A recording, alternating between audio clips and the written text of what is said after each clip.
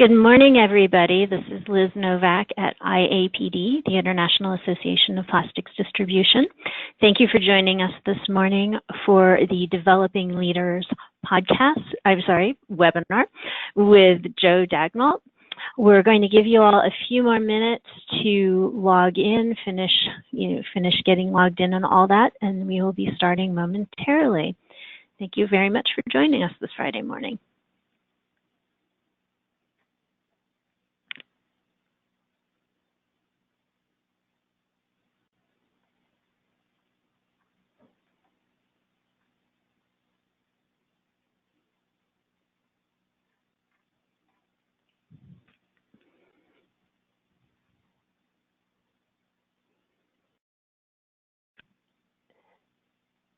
So now, without further ado, I'd like to introduce Joe Dagnalt. Well, thank you, Liz. Good morning, everyone, and thank you so much for joining us today, and happy Friday. As Liz mentioned, my name is Joe Dagnalt. I'm the HR Director for Professional Plastics. I sit here at our corporate office in Fullerton, California. My team and I support 19 branches in 12 states throughout the U.S., and our team really loves serving our employees and acting as a customer service department for our internal customers.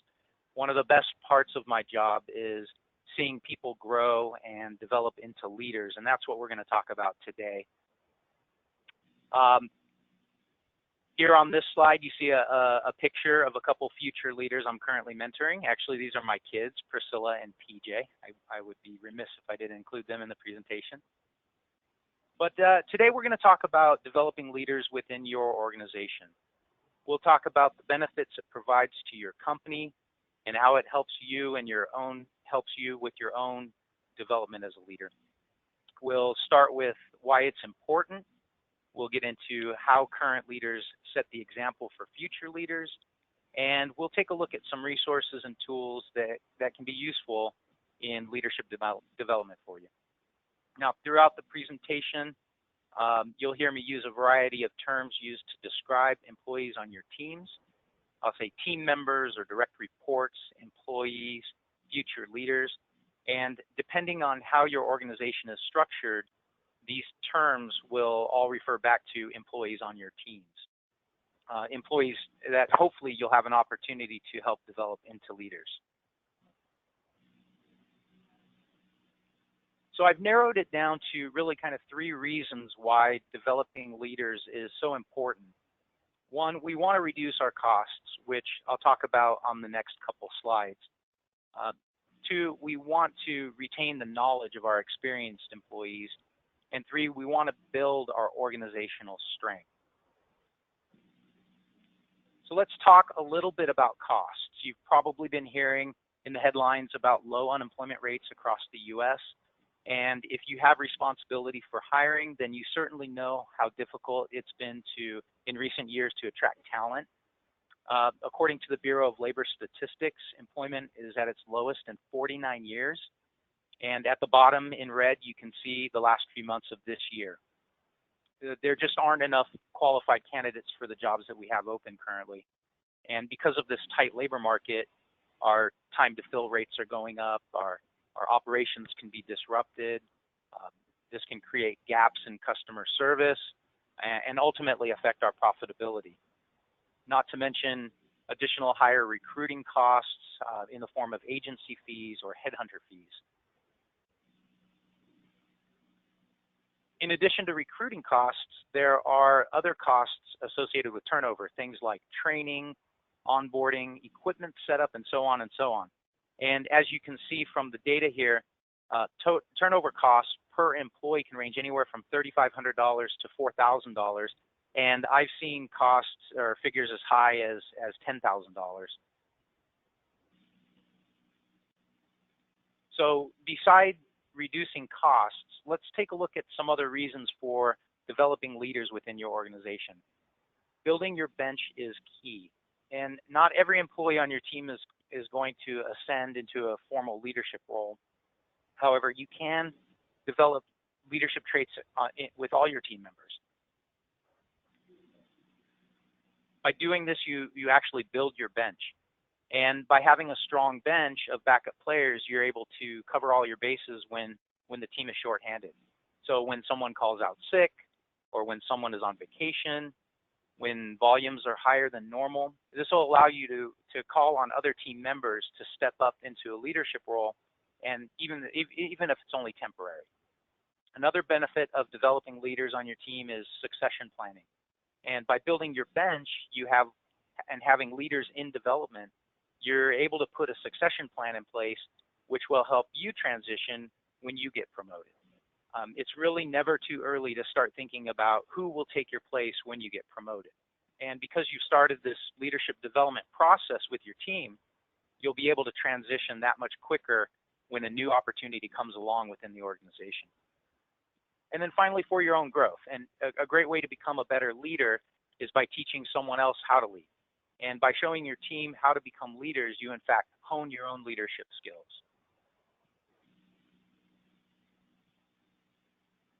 So how do we develop leaders on our team? Well, the first step is to lead by example. What type of example should we set as leaders?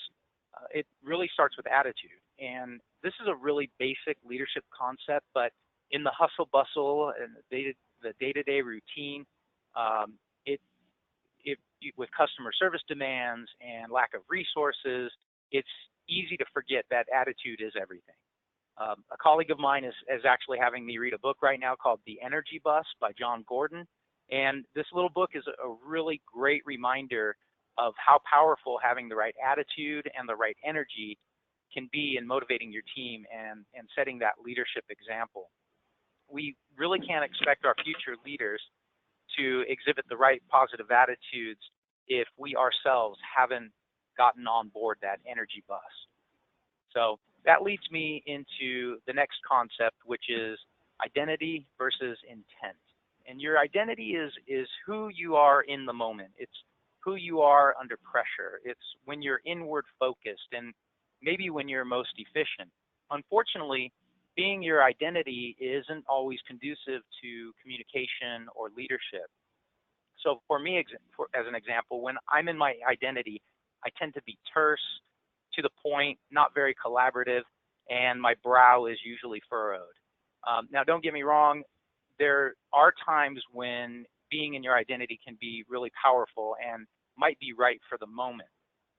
But conversely, your intent is who you really are and who you really want to be. And your intent is your core. It's based on your values, your stands, your beliefs. And your intent is service-based. It's outward focused. And as leaders, we can't completely get around being in our identity, but we should constantly be thinking about how to operate within our intent. And lastly, we have accountability. And simply put, leaders own their mistakes and hold themselves accountable, as well as their teams. And leadership means admitting when we're wrong, working toward resolution, and moving on. Leaders are responsible for the work their teams produce, and therefore they get to celebrate in their successes. The next concept I want to share with you is servant leadership. Now, servant leadership was originally publicized by management expert and educator Robert K. Greenleaf, and the principle behind servant leadership is that leaders share power. They put the needs of their employees first, and they help their people develop and perform to their full potential. If you want to read a really great book on servant leadership, pick up a copy of The Servant by James C. Hunter. It's an easy read. It's written in a fictional story format, and I think you'll like it. One of the key concepts of servant leadership is imagining the organizational pyramid flipped upside down. Typically, in an org structure, we have the boss at the top with departments and subordinates below, and the boss is getting what he or she needs from the people under them.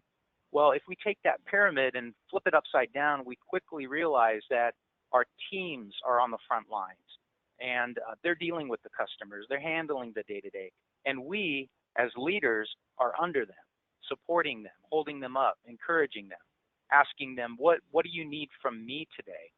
And I'm not really talking about taking on your team's workload. What I'm talking about is serving your team. Another way to think about servant leadership is to view your team members as customers. So when one of your future leaders comes to you with a question, a request, a need, imagine they're a customer and give them great customer service. And this isn't about accommodating every request or saying yes to every need. You know, we often have to tell our customers no. This is about delivering great customer service to the leaders under us.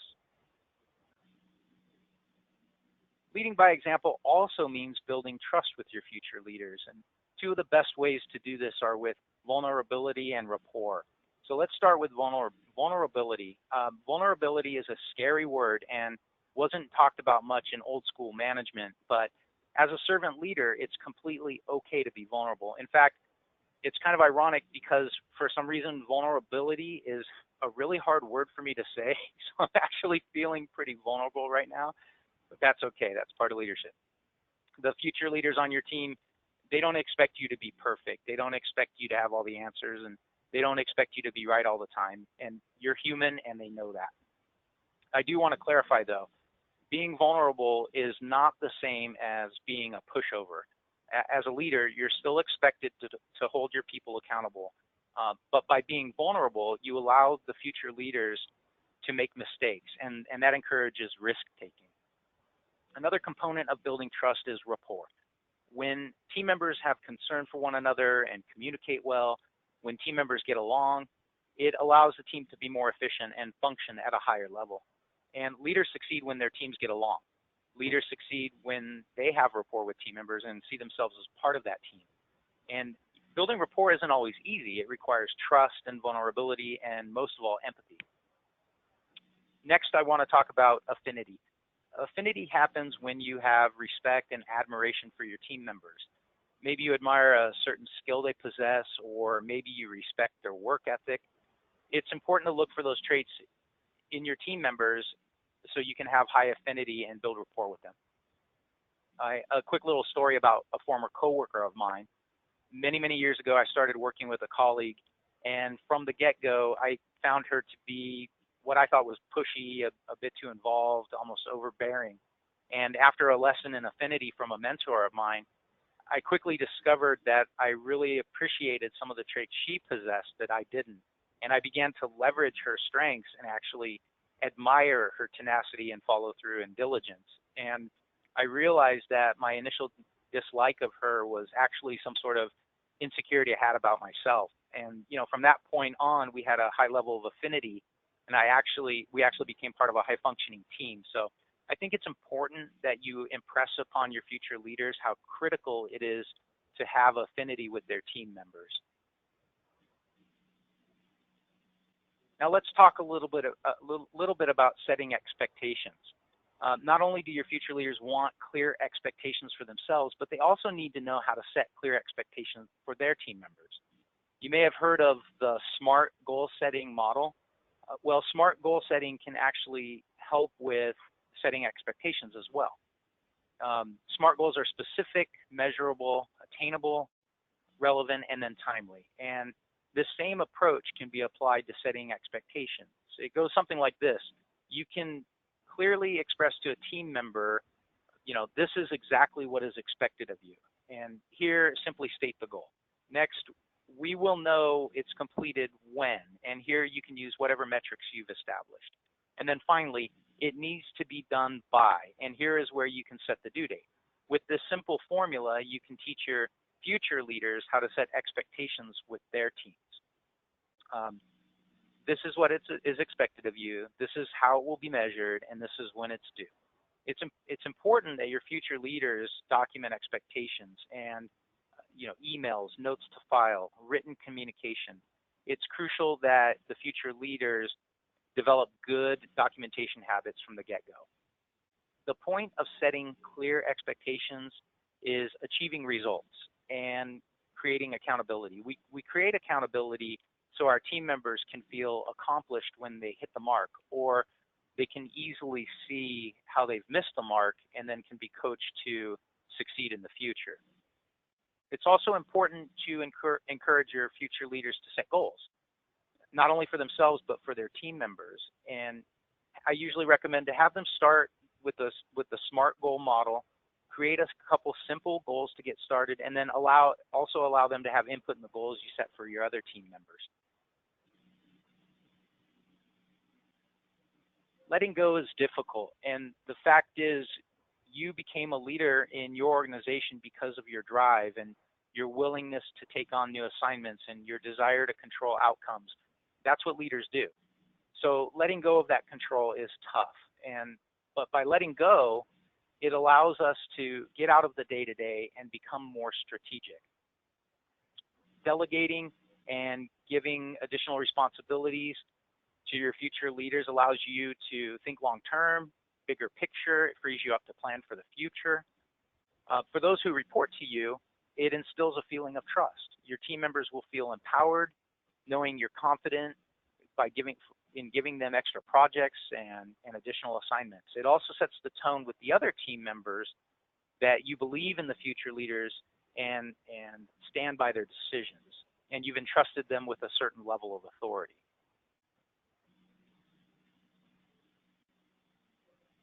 So now that you've thought about your team as a group of potential leaders, and you've planned for growth, and you've thought about succession planning, you're setting the example as a leader, you're serving your team members, you've built trust and rapport with your team, you've set goals and made expectations clear, and you've given additional responsibilities to your future leaders. Now it's time for the easy part.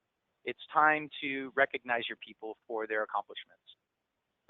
For even just stepping up, or just having the right attitude, or just agreeing to get on board your energy bus. Recognition can be for completing a special project, it can be for making a tough sale, it can be for following a safety rule in the warehouse, but make it a point to look for things to recognize the people on your team for. I think this is the best part. And for me to be able to say, thank you for what you did yesterday for that customer, or thank you for getting that project done on time, is awesome. For me, the gratitude I give is a reflection of me as a leader and how I'm developing the people on my team. It's also how my team performs, which is an indication of how I'm performing.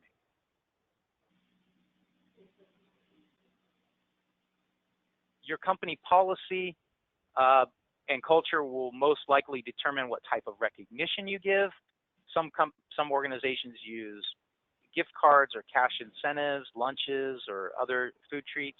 I find a handwritten thank you note is often a really good way to recognize a job well done. But the bottom line is recognition is a very important part of leadership development, and you need to show your future leaders how to recognize other team members. I recommend you teach them how to celebrate the wins. So we've covered a lot in the past 15 minutes or so, and you may be thinking, where do I go from here? I recommend you take some time to reflect, kind of sit back and think about the great mentors you've had in your life. Think about the leaderships they had that you admired, and think about how their behaviors influenced you, how they helped you become the leader you are today. Now think about how you can exhibit those same behaviors with your team members.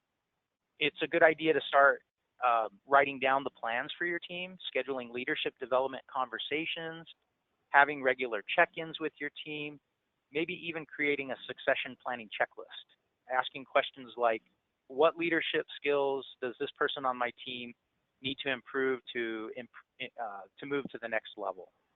I also recommend seeking out online resources. There are tons of websites, slideshows, YouTube videos on leadership. I did a quick YouTube search on servant leadership, and a 3-minute video on the topic from Ken Blanchard. He's a leadership expert, popped up. I think something like this is a must watch. Something like this, it's free, it's online, and it's very quick. Look for outside training. Depending on your company's training strategy, there may be classes you can send your future leaders to.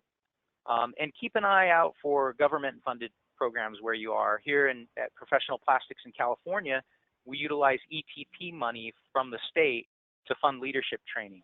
And so far, we're really proud of this. We've sent 11 of our leaders to a 40-hour Leadership Academy. And again, it depends on your organization's leadership development strategy, but these are some of the options.